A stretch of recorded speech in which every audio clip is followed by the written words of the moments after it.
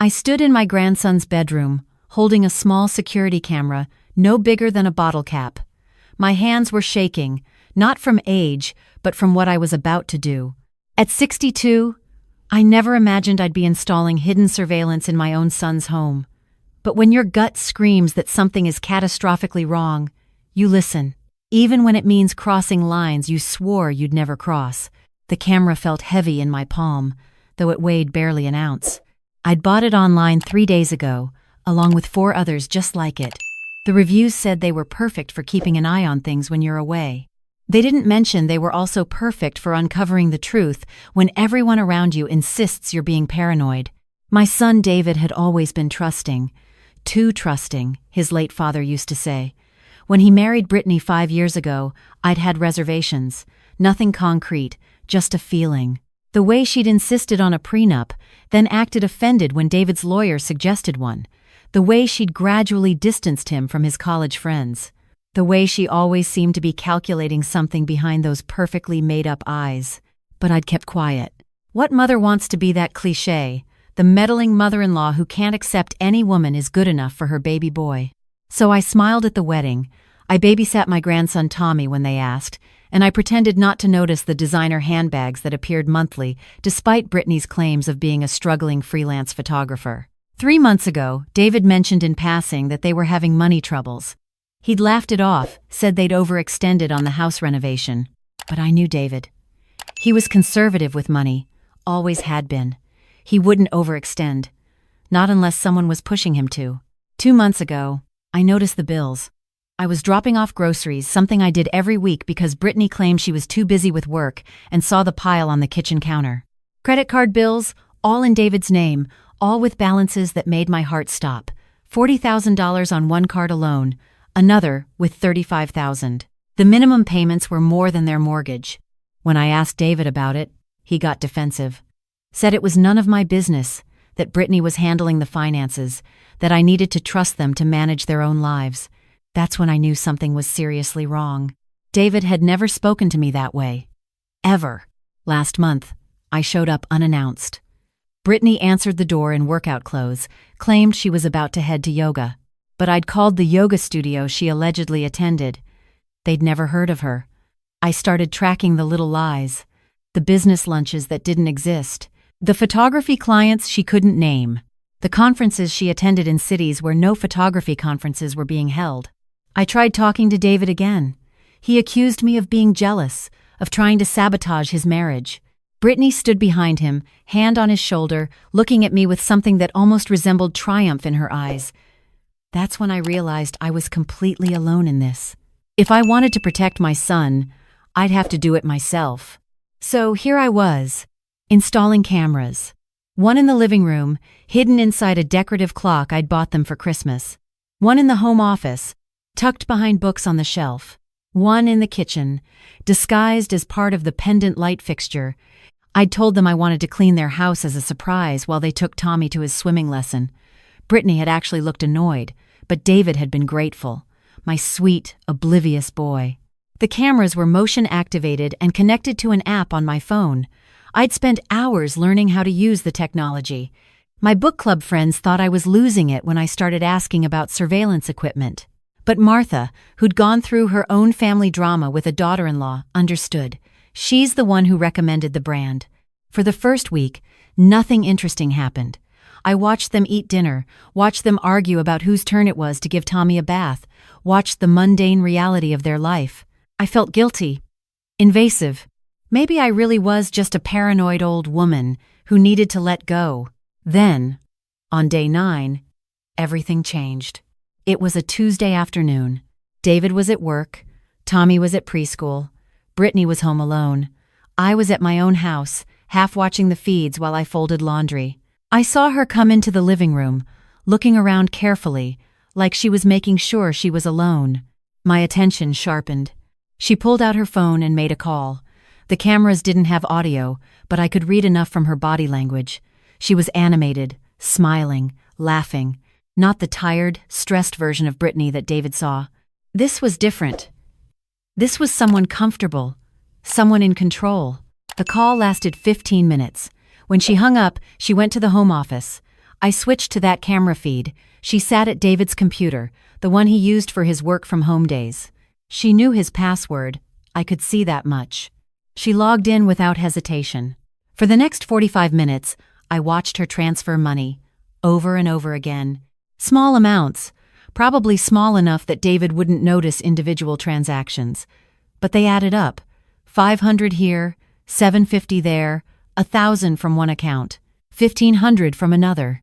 All going to accounts I couldn't see from my angle. My hands clenched into fists. I wanted to call David right then, to tell him to come home, to see what his wife was doing. But I forced myself to wait. I needed more. I needed undeniable proof.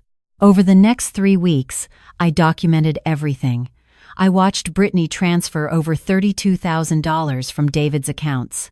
I watched her on phone calls, clearly with the same person each time, based on the way she smiled and gesticulated. I watched her shop online, buying things that never appeared in the house, presumably having them shipped elsewhere. I also started following her. I know. Creepy old lady stalker behavior, but I was past caring about propriety. The first time, she drove to a coffee shop in the next town over. She met a man there, younger, maybe 40, good-looking in that slick way that should have been a red flag. They sat close, too close. They held hands across the table. They kissed when they thought no one was looking, but I was looking. And I took photos. I followed her 4 more times, always the same man, always meeting in places far from their neighborhood, once at a hotel. I sat in my car in that parking lot for 3 hours, feeling sick to my stomach, knowing what was happening in that room. The final piece of the puzzle came when I hired a private investigator. Yes, I hired a PI. I used money from my savings, money I'd been planning to use for a trip to Italy I'd always dreamed of. But protecting my son was more important than seeing the Colosseum. The PI came back with information that made everything worse. The man Brittany was seeing was named Jason Reeves. He had a record: fraud, identity theft, scamming elderly victims out of their life savings. He'd served 3 years, got out 4 years ago, right around the time he apparently met Brittany. They were running a long con. The PI couldn't prove it definitively, but the pattern was clear. Brittany marries someone financially stable, gains access to their accounts, slowly drains them while having her boyfriend wait in the wings. They'd run this scheme before. The PI found records of at least 2 other men who'd filed for bankruptcy after divorcing women who matched Brittany's description, though she'd used different names. My son had married a professional con artist. And she wasn't just stealing his money. She was destroying his credit, his future, his life. And Tommy, my innocent grandson, was caught in the middle of it all. I spent 3 sleepless nights deciding what to do. I had the evidence, but how to present it? David was so deep in Brittany's manipulation that he'd dismiss anything I said. She'd already positioned me as the jealous mother-in-law. If I went to him directly, she'd spin it somehow, make herself the victim. No, I needed something bigger, something undeniable, something public enough that she couldn't lie her way out. That's when I remembered the family dinner. Every year, we have a big gathering at my house for what would have been my husband's birthday. All the family comes. David's sister Rachel and her husband, my brother and his wife, cousins. About 20 people total. It was in 2 weeks. I invited Brittany and David. Like always, Brittany tried to make an excuse, said they had other plans, but David insisted. He knew how much these gatherings meant to me, especially since his father passed. She had to agree or risk looking like the villain. Those 2 weeks were torture. I watched her clean out another $8,000 from David's accounts. I watched her meet Jason 3 more times. I documented everything. I worked with a lawyer friend, confidentially, to understand exactly how to present this. I couldn't just accuse her. I needed to show everyone, all at once, in a way that she couldn't manipulate or deflect. The day of the dinner, I set everything up. I told everyone I wanted to show a slideshow of family photos, a tribute to my late husband. I set up the projector in the living room. Everyone thought it was sweet, this old widow wanting to remember her husband with family. Brittany looked bored, checking her phone constantly. David looked tired, the weight of their financial stress showing in the lines around his eyes. Tommy played with his cousins, oblivious to the bomb I was about to drop. We ate dinner first. I'd made all of David's favorites, like I always did. Pot roast, mashed potatoes, my mother's green bean recipe. Brittany picked at her food, clearly wanting to be anywhere else. I almost felt sorry for her. Almost. After dinner, after dessert, I gathered everyone in the living room. I dimmed the lights. I turned on the projector. The first few slides were exactly what I'd promised. Wedding photos of my husband and me. Photos of David and Rachel as children. Happy memories. Then I paused. Before I show the rest, I said, my voice steadier than I felt, I need to share something important with all of you, especially with David. David looked confused. Brittany's eyes narrowed slightly, but she maintained her pleasant expression. She was good. I had to give her that. David, sweetheart, I said, looking at my son, I know you think I've been paranoid. I know you think I've been trying to cause problems in your marriage. And I'm sorry I didn't come to you directly with this. But I needed to be absolutely certain before I said anything, because what I'm about to show you is going to change everything. Mom, what are you talking about? David's voice had that edge of defensiveness. I clicked to the next slide. It was a screenshot from my camera footage showing Brittany at David's computer, clearly transferring money, time-stamped, dated, crystal clear. This is your wife, I said quietly, transferring money out of your accounts. Money you worked for. Money you thought was going toward Bill's and Tommy's future? The room went silent. David's face went pale. Brittany stood up. This is insane. You actually spied on us? You put cameras in our home? Yes, I said calmly. I did. Because you're a thief, Brittany. And I have proof. I clicked through more screenshots, transaction after transaction, adding up to the $40,000 she'd stolen over the months I'd been watching. Then I showed photos of her with Jason at the coffee shop, at the hotel, holding hands, kissing. Rachel gasped. My brother swore under his breath. David just stared at the screen, his world crumbling in real time. That's not all, I continued. I pulled out the PI's report, handed it to David.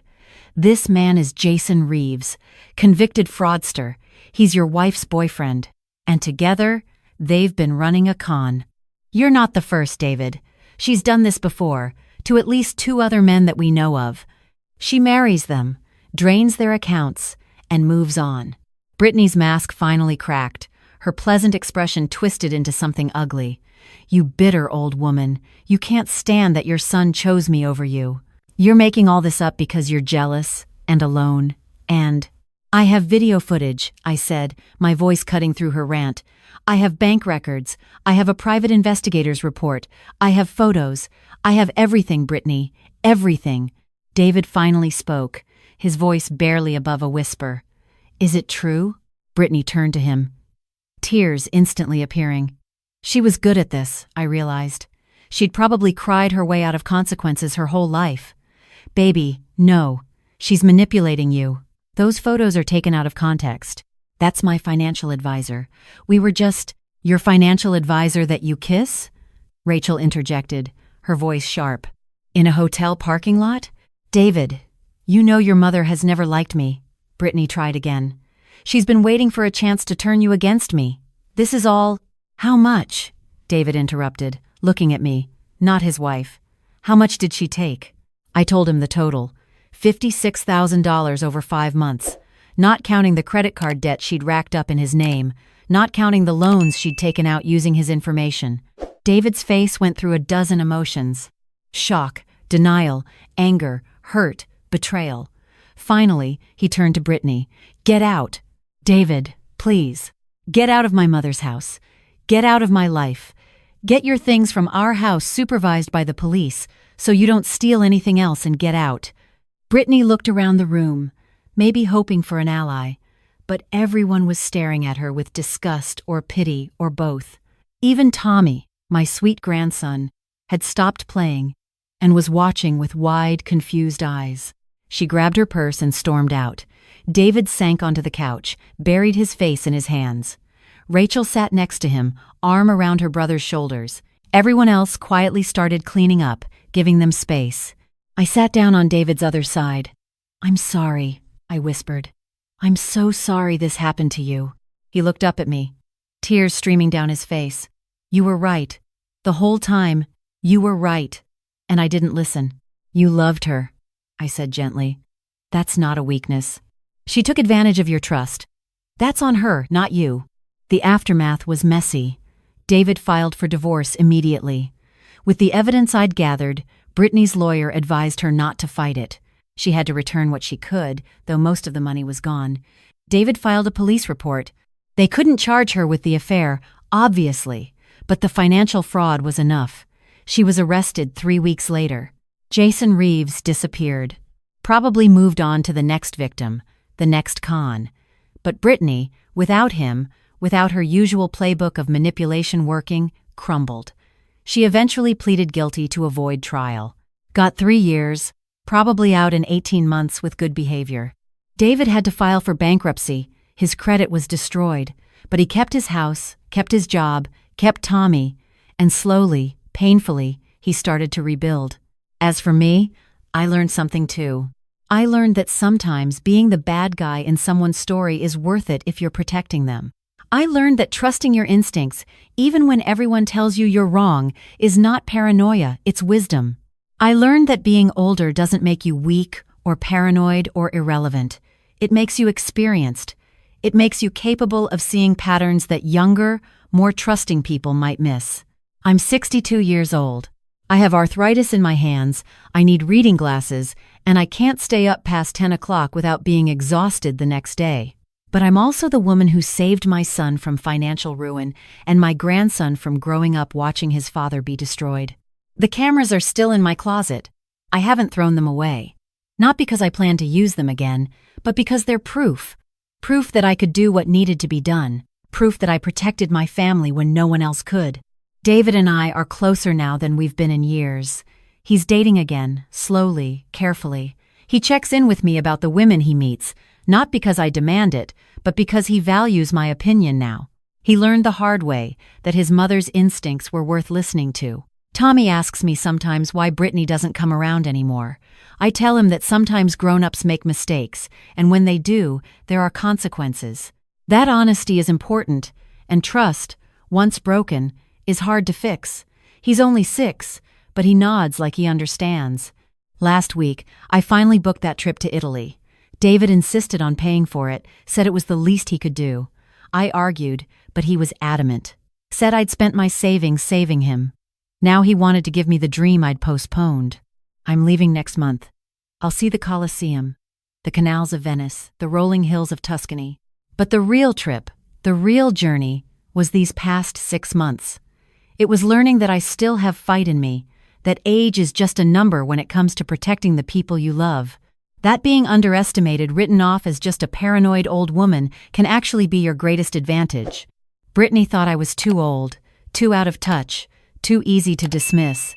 She thought that David would never believe me over her. She thought wrong. I may have gray hair and need help opening stubborn jars, but I'm also the woman who took down a con artist with security cameras and determination. And if I had to do it all over again, I wouldn't change a thing. Except maybe I'd have installed those cameras sooner.